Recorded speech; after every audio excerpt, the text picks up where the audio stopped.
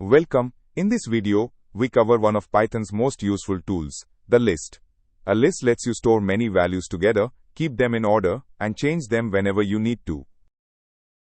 A list is an ordered, changeable sequence wrapped in square brackets.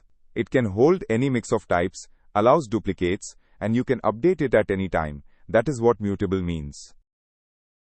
Imagine a shopping list where every item sits in a numbered slot.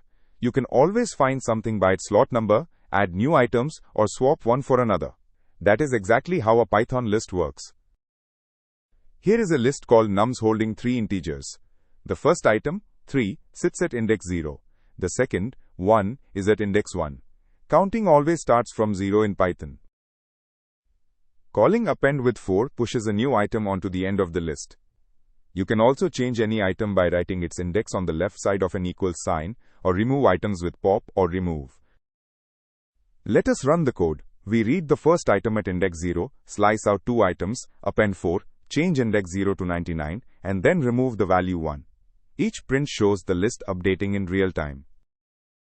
The nearest alternative to a list is a tuple, which uses round brackets instead of square ones. The key difference is that tuples are immutable. Once created, you cannot change them. Use a list when your data needs to change, a tuple when it should stay fixed. To recap, a list is an ordered mutable sequence in square brackets. You access items by index starting at 0, slice ranges with a colon, and mutate the list with methods like append and remove. When data needs to change, the list is your first choice.